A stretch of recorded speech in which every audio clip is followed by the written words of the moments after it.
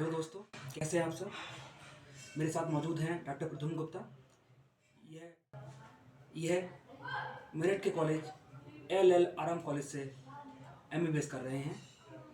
ये इस साल इंटर्नशिप कंप्लीट कर लेंगे मार्च 2023 में, यानी कि डॉक्टर बन चुके हैं। और इनका नीट पीजी में रैंक आपका कितना रैंक है सर? 3095 AIR। हाँ, सर का रैंक 3095 नीट पीजी में है। सबसे बड़ी खासियत ये है, सर ने नीट यूजी में 5 अटेम्प्ट लिए थे, जो कि नीट पीजी क्रैक करने में एक ही अटेम्प्ट लिया। ये अपने आप में एक कहानी है। कैसा एक विद्यार्थी जिसने नीट यूजी क्रैक करने में 5 साल लिए थे, वह आज एक अटेम्प्ट में नीट पीजी क्रैक कर गया। ऐसी क्या विशेषता रही है जो इनको खास बनाती है? मैंने ये इंटरव्यू इसलिए अहम है क्योंकि मुझे जानना था, कहते हैं कि एक आदमी एक फेलियर से सक्सेस कैसे बनता है।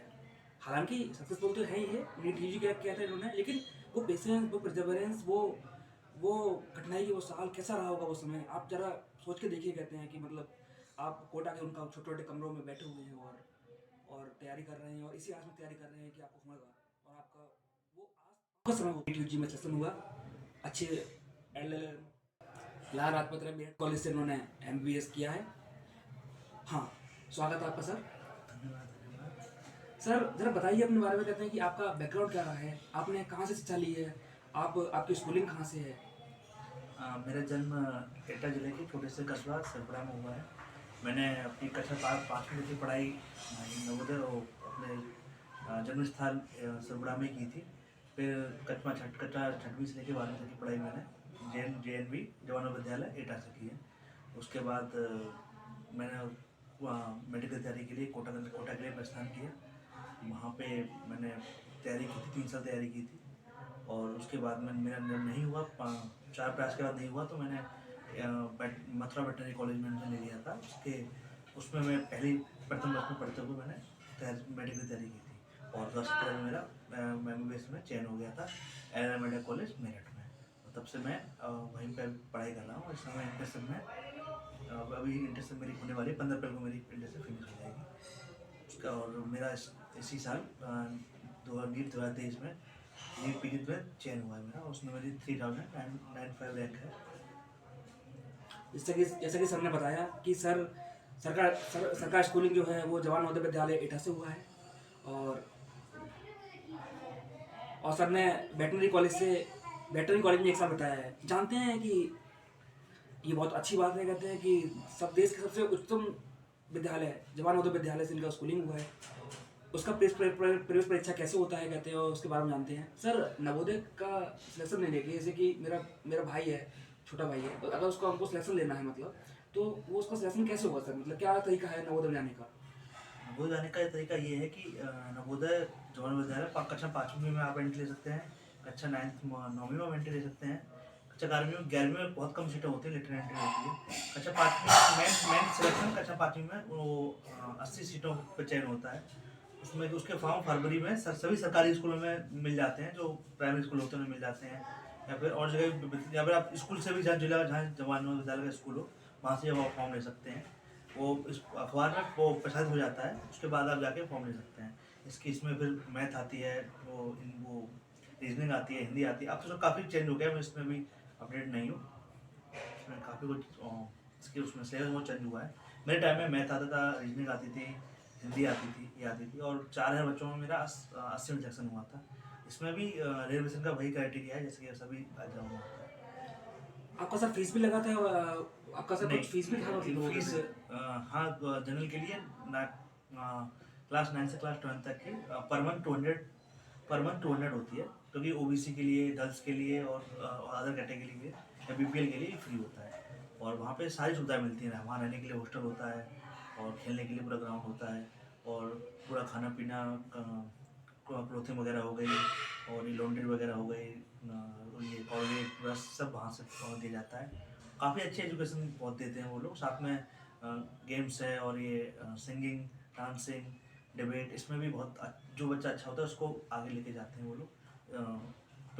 देश लेवल के वो देते हैं, कंपटीशन करने का मौका देते हैं। सर जैसे कि आपने बताया, कहते हैं कि आपने वेटनरी कॉलेज में भी 1 साल बताया है, और सर आपने वेटनरी कॉलेज का नाम बताइए सर, और बताइए, कहते हैं कि वेटनरी कॉलेज में कोई बच्चा हमारा कोई दर्शक को देखना चाहे, कोई चाहे बार दर्शक उसमें एडमिशन लेना चाहे वेटनरी कॉलेज में, तो क्या प्रक्रिया है और वो किस तरह से आगे बढ़ेगा, और आपका वो हॉस्टल लाइफ कैसा था, मतलब जहाँ आप जिस कॉलेज में रहे थे? मेरा जब मैं पहली साल मैंने 12वीं के बाद में पहली साल मैंने घर रह के तैयारी की थी। मेरी उस टाइम उम्र 16 साल उम्र थी, तो मैं फॉर्म नहीं भर पाया था 12वीं रात में। तो मैंने एक ड्रॉप घर पे लेके गया था। तो मैं इतना ज़्यादा जागरूक नहीं था कि क्या करना है, इतना मन भी नहीं था। तो गाजियाबाद में आके, गाजियाबाद में मतलब मेरा हमारे घर गाजियाबाद में भी, वहाँ के लोकल कोचिंग की थी। वहाँ पे लोकल कोचिंग के, अब मैं इतना सीरियस नहीं था। तो मेरी रैंक उस टाइम 17,000 आई थी, 17,000 ऑल इंडिया आई थी। उसमें 7 लाख लोग बैठे थे। उसके बाद मैंने कोटा के लिए प्रस्थान लिया। कोटा में मैंने प्रथम वर्ष में एल में पढ़ाई की थी। उस साल मैंने ज़्यादा पढ़ाई में बहुत गंभीरता से नहीं लिया था। उसके बाद मैंने वो 2013-2014 का सत्र था वो, उसको मैंने पढ़ाई को ज़्यादा गंभीर नहीं लिया था। मैं उस टाइम ओवर कॉन्फिडेंस में आ गया था कि अब मेरी 17 रैंक आई है, मुझे 10 के अंदर आया सक्षम हो जाएगा। तो मैंने पूरी साल अपनी कोटा में भटकने मौके, बहुत भटकने के बहुत सारे साधन हैं। कैफ़े है, ग्राउंड है, और भी बहुत साधन हैं जो मेरे उस यंगर है, वो जो टीनेजर है वो इससे कनेक्ट कर पाएंगे। कोटा में बहुत सारे साधन हैं जो कि उनको मुख्य फोकस से भटकाते हैं। तो मैंने उसको भटक गया था। फिर उसके बाद मेरी रैंक बहुत 48,000 के आसपास रही थी उसके साथ। फिर मैंने मेरे मन ने बहाना बनाया कि नहीं, इतना एलन में पढ़ाई बहुत लंबी होती है, 9 से 2 लोहे में बिठाते हैं, इसलिए कोचिंग ज्वाइन करता हूँ। तो मैंने उस साल कोटा आकाश में एडमिशन लिया था। तो 2014 से 15 तक मैंने कोटा आकाश में एडमिशन लिया था। उसमें क्लास मैंने प्रॉपर की थी, लेकिन और एग्ज़ाम वगैरह मतलब मेरे जी उसमें मॉक टेस्ट में अच्छे नंबर आ रहे थे, लेकिन वहाँ के टीचर्स एक साथ वो उनको खरीद लिया गया था। तो अचानक ये परिवर्तन होने से मेरे या काफ़ी लोगों का उस टाइम पढ़ाई स्टार्ट हो गई थी। तो उस साल में नीट मेरी उस टाइम नीट यूजी में उस टाइम रैंक थी 9,700, और CPMT में जो उस टाइम स्टेट का प्री मेडिकल होता था उसमें मेरी रैंक थी 1,345। मैं सिर्फ 1 मार्क्स से CPMT में रहा था, और ऑल इंडिया में 3,000 रैंक रहा था। उस टाइम 6,000 तक कॉलेज मिलता था। और साथ ही में मथुरा वेटनरी की मेरी इच्छा में मेरी रैंक 46 थी। उसमें जनरल कैंडिडेट के लिए पेमेंट सीट के लिए भी 40 रैंक चाहिए होती है, और फ्री के लिए 20 चाहिए होती है। तो मैं उस साल भी 6 रैंक से रहा था। वो सबसे कठिन वर्ष था मेरे लिए, क्योंकि उसमें सही परीक्षा से करीब से रहना बहुत बड़ा वो होता है कि आपका एक में नहीं हुआ, कोई दूसरे में जाएगा, सभी में नहीं हुआ, किसी में नहीं हुआ था उस साल।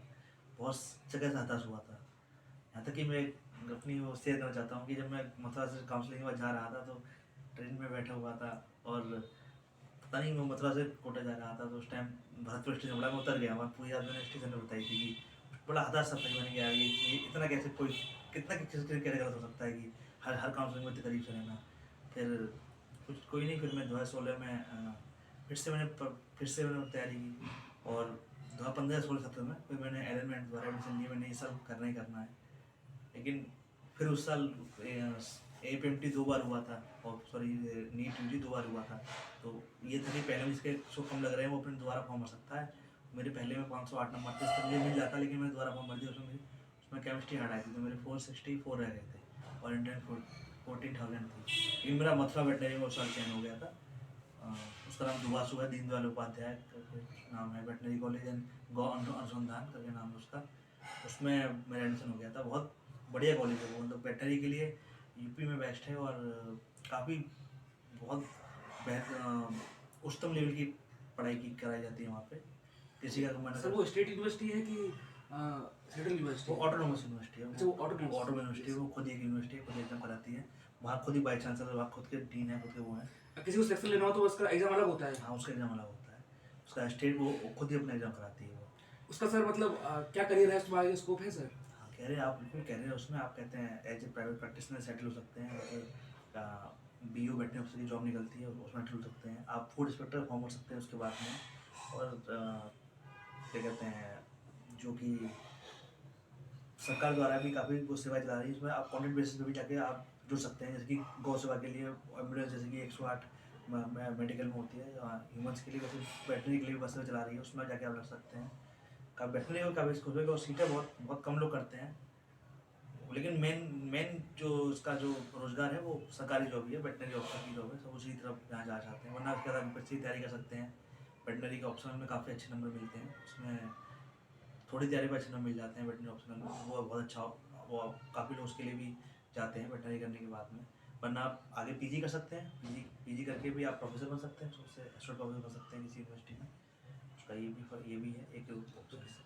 सर जैसे कि ये तो आपकी जर्नी होगी सर, मतलब मेडिकल कॉलेज, वेटनरी कॉलेज तक की, लेकिन सर इसके बाद की जर्नी सर, जब आपको सक्सेस मिली सर, और सर वो पल कैसा था सर, मतलब जब आप घर वालों मान बोला कि आपका नीट यूजी में चयन हो गया है, और आप नहीं लाल उसका लाजपत राय मेडिकल कॉलेज में आपका चयन हो गया है, और आप उस कॉलेज में पढ़ने जा रहे हैं, मतलब वो कितना, वो मूवमेंट कैसा सर, मतलब मूवमेंट, उससे पहले मैं वो बताना चाहूँगा कि मथुरा से कैसे ये मूवमेंट तक कैसे आया। यस सर, वो मूवमेंट की जर्नी हाँ यार, यस सर, काफ़ी रोमांचक है बोलिए, कि yes, जब मैं मथुरा में पहुंचा तो मेरा जो ज़िंदगी में था वो यही मिल गया मुझे जो था। अब इसी में जाऊंगा, आगे आगे देखता हूँ, मन करेगा तो सिविल सर्विस में भी जाने का मन था मेरा, तो मैं इससे मैं इसकी थोड़ी चला जाऊँगा। तो मैंने वहाँ पूरी तरह से मैं 4-5 महीने वहाँ पे रम गया था। लेकिन रम क्या गया था वहाँ, दोस्ती में मैंने पूरे 4 महीने पढ़ाई भी की, एंड पे पढ़ाई भी की। उससे पहले खूब दोस्तों के साथ खूब मौज मस्ती की, खूब अपना मतलब खूब, जो कह सकते हैं कि यंगस्टर जो टाइम कहते हैं कि हाँ मैंने कूलनेस में बताया, चिल किया जो, चिल, हाँ अच्छा, वो yes, पूरा चिल किया, पूरा चिल कि राइड नाइट आउट है, क्रिकेट हो गया, और पूरा दोस्तों के साथ पूरा जो कहते हैं फुल वो सब पूरा फुल ऑन चिल किया। उसके बाद 4 महीने में एग्ज़ाम हुआ, तो मेरा उस यूनिवर्सिटी में मेरे इंटरनल में टॉप किया था मैंने अपने बैच में। तो मेरा उससे सेल्फ कॉन्फिडेंस जागा कि मतलब मैं इन लोगों में कि एक स्टेट लेवल की यूनिवर्सिटी में इतना अच्छा कर रहा हूँ। और कुछ पर्सनल भी कारण था मेरा तैयारी करने का, कि एक ऐसे मैं बोलना चाहूँगा कि एक कहते हैं एक मोमेंट बताना चाहूँगा कि एक मेरी मम्मी मॉर्निंग वॉक पे जाती हैं, तो एक जो मेरी रिलेटिव उन्होंने ऐसे किसी ने पूछा कि आपका बेटा क्या करता है, तो उन्होंने बताया मम्मी ने कि डॉक्टर है। तो वो रिलेटिव कहती हैं जानवरों के, इस तरह से उन्होंने मतलब वो टॉन्ट किया ना, टॉन्ट किया था। ओ, वो मेरी माँ ने बताया, तो वो लगा कि मतलब स्टिग्मा लोगों में है, लेकिन हमें रहना उसी समाज में, हम एक मेरे माँ बाप हम छोटे कस्बे में रहते, तो रहना उसी समाज में है। तो मैंने मेरा वैसे थोड़ा सा मन हटा, और थोड़ा सा और एक पर्सनल जर्नी था, तो वो आपसे शेयर नहीं कर सकता। तो उस कॉलेज में मेरा उससे कॉलेज से मतलब मेरा फ्रेंड का फॉर्म भरता हूँ, आगे आगे आगे मैं एमबीबीएस की तैयारी एक अटेम्प्ट दे सकता हूँ, तो मेरी तैयारी थी और मैं दे सकता हूँ। तो मैंने फॉर्म फिल कर दिया। यहाँ तक फॉर्म फिल करते हुए कई लोगों ने बोला कि मत भरो यहाँ। तो उसके बाद मैंने पढ़ाई की शुरुआत की थी, जनवरी में मैंने वहाँ कमरा ले लिया। उसके बाद अपनी नीट यूजी के लिए पढ़ाई स्टार्ट कर दी थी। उसके उस जर्नी में साथ मेरे 2 दोस्त और जुड़ गए थे, आशीष राठौर और विशाल राणा। उसमें से हम लोगों ने 4 महीने विद क्लासेस, मतलब वेटरनरी में क्लासेस की अटेंडेंस बहुत कंपलसरी है, 70% कंपलसरी है। अगर आपकी नहीं होती है तो आपकी ईयर बैग की नौबत आ जाती है यहाँ तक। उसमें मतलब मैंने सबसे बेस्ट पंक्चुअल टीचर अब तक जो मैंने जितनी पढ़ाई की है उसमें देखे हैं, वो मथुरा वेटनरी के ही देखे हैं। कि आप मतलब जैसे किसी बड़ी यूनिवर्सिटी में आप जाते हैं तो 9 बजे का टाइम होता है, टीचर 9:15 9:05 तक आते हैं। उसमें आप उसमें 8:45 पे टीचर आके अटेंडेंस ले लेते थे, और वो बच्चे भी 9 तक सारे आ जाते थे। प्रॉपर अटेंडेंस जो वहाँ पंक्चुअलिटी थी वो बहुत मतलब आपका काम वर्क करेगी। एथिक मतलब बहुत अच्छा, स्ट्रॉन्ग था। बहुत ही अच्छा प्रैक्टिकल्स सारे वेल डिजाइन वेल प्रोग्राम्ड, और बच्चे भी काफ़ी वहाँ मेहनती थे। और मुझे लगता है कि मथुरा वेटनरी जो वेटनरी कर लेता है वो क्लिनिकल बहुत अच्छा होता है, क्योंकि मैं मेडिकल कॉलेज में रहा हूँ, तो उससे मुझे अपने से बेटर प्रोफेसर की पंक्चुअलिटी और क्या कहते हैं क्लिनिकल एक्सपोजर वहाँ मुझे ज़्यादा बेटर लगा था। तो हम विद क्लासेस हम लोग 8 से 4 क्लासेस करते थे। उसके बाद में आके 1 घंटा सोने के बाद में 9 से रात के 11 तक पढ़ते थे, और फिर सुबह रोज़ डेली क्लास करनी होती थी हमको। तो साथ में उस बीच में तैयारी के बीच में हमारे इंटरनल एग्ज़ाम भी थे, वो भी हमने दिए थे। वो मतलब उसमें ये रूल था कि आप अगर फर्स्ट इंटरनल और सेकंड में मिला के होते, तो मेरे फर्स्ट इंटरनल में इतने मार्क्स थे कि मैं सेकंड इंटरनल में थोड़े कम नंबर पे भी काम कर सकता था, पास हो सकता था। तो मैंने पूरा उस टाइम बिना पढ़े ही सेकंड सेमेस्टर मतलब बिना पढ़े ही दिया था। उसके बाद हमारा एग्ज़ाम हुआ। एग्ज़ाम में मेरे 570 मार्क्स थे। मेरे दोस्त आशीष राठौर के थोड़े कम रह गए थे, और मेरा जो एक दोस्त और था विशाल राणा, उसके 592 मार्क्स थे, और उसकी रैंक थी 3000 के आसपास, मेरी 6945 थी। और उसके जस्ट बाद ही हमने अपना इसका मथुरा वेटनरी का जो मेन प्रेपरेशन एग्ज़ाम वो दिया था। वो हमने बहुत लूजली दिया था कि हमें लगा कि हमारे यहाँ हो ही जाएगा, और ज़्यादा तैयारी नहीं की थी। फिर भी उसमें हमारी सही सीज भी बन गई थी, 7 सीज भी मैंने उसमें फर्स्ट ईयर में प्राप्त की है। वो भी काफ़ी अच्छी होती है मेरी टॉपर की एक टॉपर हैं सर मतलब आप? हाँ टॉपर नहीं, पैसेंजर का टॉपर था मैं। सेकंड में मेरे एवरेज 6 मान लो तो भी आप 7 बैठ गई मेरी, तो 8.2 टॉपर था वहाँ पे, मेरी 7 CGPA थी। तो उसके बाद में मैंने मथुरा यहाँ एल मेडिकल कॉलेज में एडमिशन लिया। जो मेरा फ्रेंड था उसको BSc medical college Delhi medicine, वो दिल्ली पढ़ा था उसके पास में, तो वो वहाँ उसने वहाँ एडमिशन ले लिया। फिर ये मेरी अब तक की MBA की जर्नी थी। Yes sir. सर ये तो आपकी MBA तक की जर्नी हो गई। वो पल बताइए, कहते हैं जब आपको पता चला, कहते हैं कि आपका सिलेक्शन हो गया है, और आपके परिवार वाले मतलब और अपने फादर का रिएक्शन, आपका रिएक्शन और पूरे समाज का रिएक्शन कहते हैं, यहाँ रहते हैं आप? वो क्षण मेरे लिए काफ़ी यादगार है, क्योंकि मैं बाहर से आया था, तो मेरे मेरे पापा के पास ऑलरेडी मेरे दोस्त के का फ़ोन आ चुका था। नंबर मैंने कैलकुलेट कर लिए थे, पर मेरे फादर को मुझ पे बिलीव ही नहीं था कि ये झूठ बोल रहा है, तो नंबर नहीं आ रहे होंगे। अब उनकी भी गलती नहीं है, वो भी बेचारे, वो भी क्या कहते हैं, कई सालों से देख रहे थे कि वो उम्मीद थी उन्हें कि लड़का निराशा को उन्होंने बहुत सारे हाँ, क्षण देखे थे। मेरा तो क्षण देखे थे, तो उनको इतनी उम्मीद नहीं, मुझसे ज़्यादा उम्मीदें नहीं रही नहीं थी। तो मेरे दोस्त का फ़ोन आया, उनको बताया कि मेरी ऑल इंडिया रैंक इतनी है और स्टेट रैंक 700 है मेरी, तो उसको मिल जाएगा। तो मेरे पापा बहुत खुश थे, सभी को पूरे टीवी से करने आया था, उसको बता रहे थे कि मेरे बेटे की 700 रैंक है। फिर मैं आया और उन्होंने कहा, अरे फिर तुम्हारी सास, तुमने तो बहुत अच्छा किया, 700 रैंक आई है। फिर मेरे बहुत मतलब बहुत वही खुशी चढ़ता, माँ बाप मेरे भाई बहन बहुत खुश थे उस टाइम पे। हम पूरा एक दिन तक यूफोरिया में रहे थे उस टाइम पे, तो अति अति खुशी का क्षण को बोलते हैं यूफोरिया। और उसके बाद मेरे मम्मी ने पूरे गली में बांटे थे, जो लोग कटाक्ष करते थे उस टाइम पे, वो बोलते थे, अरे वाह, मुझे लगता था कि मेरा बेटा, कि आपका बेटा होशियार है, ये करेगा, मतलब पहले से मानता हूँ आपका बेटा बचपन से ही होशियार है।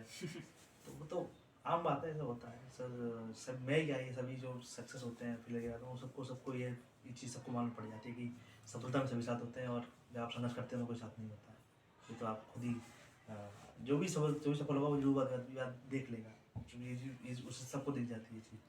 उसके बाद में मैंने MBA काउंसलिंग में पहले मेरा ये सेपी मेडिकल में मिला था, उसके बाद में सेकंड काउंसलिंग मुझे एंड्रॉय मेडिकल में मिला। Yes sir. सर जिससे कि सर डॉक्टर और इंजीनियर सर एक मिडिल क्लास के लिए सर एक बेटर लाइफ के लिए टिकट होता है। तो सर मैं रिलेट कर सकता हूँ कि मतलब आपके पेरेंट्स कितना सर खुश हुए होंगे। सर आगे हाँ, बढ़ते हैं सर। पहली बात तो कि मैं एक छोटे से मेरे पिता एक सरकारी ऑफिस में बाबू हैं, हेल्थ केयर में, हेल्थ सेक्टर में ही हैं, वो CEO ऑफिस में बैठते थे बाबू हैं। तो उनके लिए काफ़ी एक प्राउड मोमेंट था, क्योंकि हमारी पूरी फैमिली के लिए प्राउड मोमेंट था, क्योंकि मिडिल क्लास के लिए निकलने का तरीका, इस मिडिल क्लास से निकलने का तरीका, अप क्लास बनने का तरीका यही होता है, या तो मेडिकल में निकाले, इंजीनियर या UPSC निकाले वो। तो उनको ये दिखा कि हमारा बेटा हमारी स्थिति सुधारेगा, तो उनको तो बेटर, उनके तो सबसे बेस्ट अब तक का one of best motive life कह सकते हैं उसको फैमिली के लिए, क्योंकि एस्टेट कभी कभी कभी दिखाई मिलते हैं।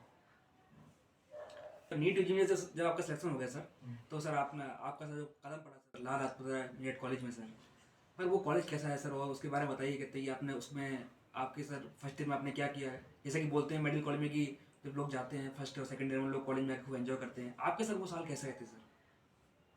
नहीं, आपने एंजॉय एंजॉय नहीं, पढ़ाई भी करते हैं। मैंने एडमिशन लिया उससे पहले ही मेरा एक दोस्त तपेश, जो मेरे कोटा में तैयारी कर रहा था, उसका एक साल पहले ही चयन हो गया था, जिसमें मैंने बताया था आपको 16 में मेरे मार्क्स पहले 508 थे फर्स्ट में, और नीट मतलब उसी साल नीट 16 सेकंड में मेरे कम रह गए थे, तो उसका फर्स्ट में उसने दोबारा फॉर्म नहीं भरा था, तो 528 थे। तो वो पहले से वहीं पे पढ़ाई कर रहा था एल मेडिकल कॉलेज में। तो मुझे फर्स्ट ईयर में गया तो बहुत उत्सुक था ही, जब इतनी सालों के बाद मेरा चयन हुआ था, तो उत्सुक उसका तो उस साल पूरा भरा हुआ था उस टाइम पे। तो मैं वहाँ जाते ही मैं पूरा तो मस्ती में लग गया था। रैगिंग वगैरह भी खूब एंजॉय की वहाँ पे। ऐसा नहीं कि रैगिंग में मुझे दिक्कत क्या, मैंने उसको फुल एंजॉय किया। रैगिंग नहीं कहते हैं तो सीनियर और जूनियर बीच में वो कहते हैं, एक बॉन्ड कहते हैं, जो काफ़ी अच्छा काम करता है। वो वहाँ हमें किताबें देते हैं, पेपर के लिए क्वेश्चन मार्क करते हैं, इनपुट क्वेश्चन बताते हैं, साथ में पार्टी भी देते हैं। ऐसा नहीं है, वो एक बॉन्ड होता है। अभी भी वो बॉन्ड अभी भी शेयर करते हैं सीनियर साथ में, वो पूरी लाइफ चलता है बॉन्ड। वो हमने बॉन्ड शेयर किया उसमें खूब एंजॉय किया। फिर पूरी वही फिर से वो नाइट आउट, वहाँ मथुरा से और बेटर था नाइट आउट, और वो सब था क्योंकि तो सर आपने खूब नाइट आउट किए हैं सर आपने नीट कॉलेज में? नाइट आउट खूब किए हैं मैंने। सर आपने अभी बोला जैसे कि आपने बोला कि आपको रैगिंग देने में अच्छा लगता था। सर आप सर अच्छा आप नहीं, वो मोमेंट वो उस प्रोसेस को मैंने एंजॉय किया, मतलब ऐसे टॉक्सिक नहीं लिया मैंने, उसको एंजॉय किया मैंने, मेरे का अच्छा लगता है उसको, मैं एंजॉय लिया नहीं, कि लेकिन उसको सर टॉक्सिक नहीं लिया लेकिन उसको। सर जब एक कई बार ऐसा भी होता है कि वो रैगिंग सर वो अब सर रैगिंग के जो पैमाने हैं सर किसी किसी के लिए बहुत ज़्यादा हो जाते हैं। कई बार सर वो लिमिट क्रॉस हो जाती है, कई बार जो जूनियर होता है वो सुसाइड कर लेता है, एक बहुत बड़ा कदम उठा लेता है। तो सर रैगिंग सर मतलब आप सर रैगिंग को सपोर्ट करते हैं क्या सर? नहीं, मैं रहेंगे वैसे सपोर्ट नहीं कर रहा हूँ, ये तो बहुत बहुत गलत बात है, किसी आप किसी की वैसे रहेंगी वैसे कोई सुसाइड कर रहा है, बहुत गलत बात है। एक संबंध बनाना कि हाँ कि जूनियर सीनियर में संबंध बन रहा है कि क्या आप कि हमारे यहाँ शहर वाइज इसके शहर में सेटल होना है, हमें प्रैक्टिस करनी है, तो शहर का सीनियर जानेगा ना कि जूनियर कौन आया है, Yes. उस चीज़ से उसको आगे प्रैक्टिस हेल्प भी मिलेगी। लेकिन सुसाइड करना ये बहुत गलत है, ये ज़्यादा टॉक्सिक होते हैं, ये रैगिंग में नहीं आता है, ये तो फिर पूरा टॉर्चर हुआ, ये मतलब ये हैरेस करना हो ये गया सर। हैरेस करना हुआ, ये तो पूरा हैरेस करना हुआ, इस पर पूरा आईपीसी की वो उसके थ्रू उस पर केस होना चाहिए, ये तो बहुत बहुत ही गलत है। रैगिंग मतलब as a interactive session. Interactive session कह सकते हैं, हाँ ये इंटरेक्टिव सेशन है कि ये जूनियर है, आपके सीनियर्स हैं, आपको उनके साथ रहना है ऐसा करके, इसलिए देखते हैं इसलिए। और ये भी एक मैं थोड़ा सा जरूरी मानता था, ये आपका सुसाइड वाला ज़्यादा लेवल ऊपर लेवल का हो गया, ये तो बहुत ज़्यादा ही। लेकिन सर मेडिकल कॉलेज में सर आज भी सर बहुत जगह ये रैगिंग में सुसाइड के केस मिले हैं सर, और जो कि बहुत ही दुखद घटनाएं हैं सर। हाँ वो चीज़ बहुत दुखद है, मैं खुद सीनियर रहा हूँ, लेकिन मैंने मतलब रैगिंग एंजॉय किया और साथ में रैगिंग ली, तो मैंने बहुत बस नाम पता इतना है कि कहाँ से हो क्या, इतना ही पूछा था मैंने ली नहीं, जो सपोर्ट ही किया कि नहीं कि कम से कम रैगिंग हो, और ये मैं इसके वो नहीं हूँ, लेकिन नाम पता है मैं इसमें मानता हूँ, ये इसलिए ज़रूरी होता है थोड़ा सा कि हम लोग बहुत विभिन्न विभिन्न जगह से आते हैं, विभिन्न विभिन्न स्तर के होते हैं, जैसे कि कहते हैं कोई बहुत उच्च क्लास का है, मिडिल क्लास का है, हम सभी एक फॉर्मल ड्रेस पहनते हैं, इससे ये होता है कि जो हाई क्लास का है, हाई अपर क्लास का आया होता है, उसको वो उसका जो लेवल है, और एक जो लोअर मिडिल क्लास है, वो दोनों एक ही सेम है, ये फील करा देता है। वरना वो जो हाई अपर क्लास का लेवल है वो उसी लेवल में रहता है, और वो अपने बैच के बीच में डिफ्रेंशिएट करता है, वो चीज़ वो इससे रहने का फायदा मिलता है कि सभी लोग एक साथ होते हैं, आपको भी कि आप किसी भी क्लास से आए हो, किसी भी कास्ट के हो, किसी भी रीजन के हो, एक साथ आप एक ही ड्रेस सभी लोग एक साथ कपड़े उतारेंगे मतलब। हाँ, नहीं कपड़े नहीं उतारने हैं, ये कि गलत धारणा है कि कपड़े उतरवाते हैं करवाते हैं, अब नहीं रह गई, इतनी नहीं रह गई। हमारे सीनियर्स थे उस टाइम की, वो आप जो अभी जो समय में चल रहा है वो पुरानी चीज़ चल रही है कि कपड़े उतरवा देते थे, ये ऐसा कुछ नहीं हुआ, मेरे साथ भी ऐसा कुछ नहीं हुआ है। ये अब नहीं होता, अब बहुत रहेंगे रूल्स, बहुत ज़्यादा वो होगा, लेकिन हाँ एक ड्रेस कोड होना, वो मुझे लगता है सही है, ड्रेस कोड होना।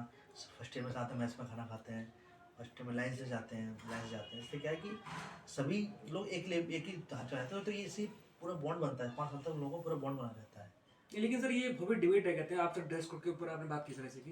तो ये डिबेट ये सर कहते हैं जैसे कि बहुत से लोग बोलते हैं कि स्कूल में ड्रेस होना चाहिए, बहुत लोग बोलते हैं कि कॉलेज में ड्रेस होना चाहिए, कॉलेज में ड्रेस, और बहुत से कॉलेज में ड्रेस होना चाहिए। सर ये ड्रेस होना ना होना बहुत से लोग बोलते हैं कि 18+ के बाद बच्चा खुद से ड्रेस पहने, उसकी खुद की इच्छा होनी चाहिए कहते हैं, और 18+ के बाद समझा हम लोग हो जाते हैं कि हम डिसाइड कर चुके हैं, कर सकें, कहते हैं कि हमारा लेवल क्या है, स्टेटस क्या है, मतलब तो आदमी मतलब इतना जितना बचपन में होता है उतना बड़े पर ना हो मतलब। मैं ड्रेस कोड में मैं और और लोग जगह और चीज़ें नहीं मालूम मुझे, इंजीनियरिंग उसमें मैं मेडिकल में इसलिए सपोर्ट कर सकता हूँ ड्रेस कोड को, क्योंकि इसमें एक डॉक्टर एक पूरी कम्युनिटी होती है, आपको उनके साथ रहना होता है। अब इंजीनियरिंग करके आप अलग कंफर्ट में चले गए, आपको मतलब नहीं है कि कौन किसने बीटेक के साथ में की कि नहीं, इसमें आपको अपना क्लिनिक खोल रहा है, साथ में सबका सीनियर शहर में खुल रहा है, आपका दोस्त खुल रहा है, सबसे मिलके रहना होता है।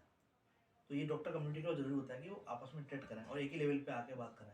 वो दोस्ती यूजी में ही होती है, और यूजी में होती है तो यूजी में सेम लेवल होने के लिए बस सेम स्तर पर जरूरी होता है, इसलिए मैं ड्रेस कोड थोड़ा सपोर्ट करता हूँ फर्स्ट ईयर में। उसके बाद में नहीं होता है फर्स्ट ईयर में, ताकि आदमी समझे कि हम कि जैसा मैं हूँ, क्योंकि कुछ लोग आते हैं घर से, वो उनको देखा ही नहीं होता, वो पहली बार गाड़ी नीचे उतरे होते हैं, तो वो देखेंगे अब वो फर्स्ट ईयर में गाड़ी ले आए तो उनको लगेगा ही नहीं, उनको लगेगा ये वो तो समझते मैं भी सेम की तरह ही हूँ, तो उनको ये फील हो जाता है। जो शेयर सेंस ऑफ कम्युनिटी है कहते हैं हाँ, वो डेवलप करने के लिए आप लोग ये सब ये टेक्निक बिल्कुल फॉलो करते बिल्कुल हैं। बिल्कुल, और एक बॉन्ड बनाने के लिए, ट्यूनलेशन बैच में आपस में बॉन्ड बनाने के लिए, ऐसा नहीं वो हम उस टाइम नहीं, एक लेवल तक सीनियर को भी ध्यान रखना चाहिए, लेवल के बाद में जो बच्चा परेशान हो रहा है तो उसको नहीं लेना चाहिए रैंकिंग, मतलब नहीं लेना चाहिए उसके बाद में, लेकिन एक लेवल तक रैंकिंग मुझे इसमें कहीं ना कहीं सपोर्ट करता हूँ, एक लेवल तक सिर्फ सीनियर बॉन्ड बनता है, जिसमें बच्चा हर चीज स्टडी में ना है, जो वो आ रहा है तो वो सीनियर काम है कि वो उसको रोके, उसके वो जो उसके ले रहा है उसको बैकमेट बोले कि ये गलत है, ये काम नहीं होना चाहिए। मैं था महफूज में हमेशा मैं अपोज में था कि नहीं, ज़्यादा हरास हो रहा है तो उसको